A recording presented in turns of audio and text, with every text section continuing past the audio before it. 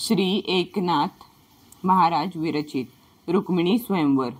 कुमारिकांनी श्रद्धापूर्वक नित्यपठन केल्यास अनुरूप पतीचा लाभ होतो असा अनुभव आहे। प्रास्ताविक। काशीमधल्या आपल्या वास्तव्यात एकनाथांनी रुक्मिणी स्वयंवराची रचना केली। कृष्ण रुक्मिणी विवाह हा याचा मुख्य विषय आहे। या पोथीत एकंदर 18 अध्याय असून ओव्यांची संख्या आहे 1707। भागवताचे लेखन सुरू असताना शके 1493 मध्ये प्रजापती नामक संवत्सरामधील चैत्रातील शुद्ध नवमी अर्थात रामनवमीच्या दिवशी हे लेखन पूर्ण झाले।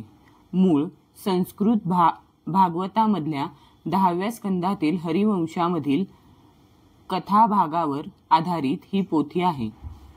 सर्वसाधारण भाविकांना या पोथीचे आकर्षण वाटण्याचे एक वैशिष्ट्य आहे, ते म्हणजे विवाहेच्छू कुमारिकांनी जर संकल्पपूर्वक या ग्रंथाचे दररोज श्रद्धापूर्वक वाचन केले तर त्यांचे विवाह जुळून त्यांना मनाप्रमाणे स्थळ मिळून सुयोग्य पतीचा लाभ होतो असा अनुभव अनेकानेक भाविकांना आलेला आहे।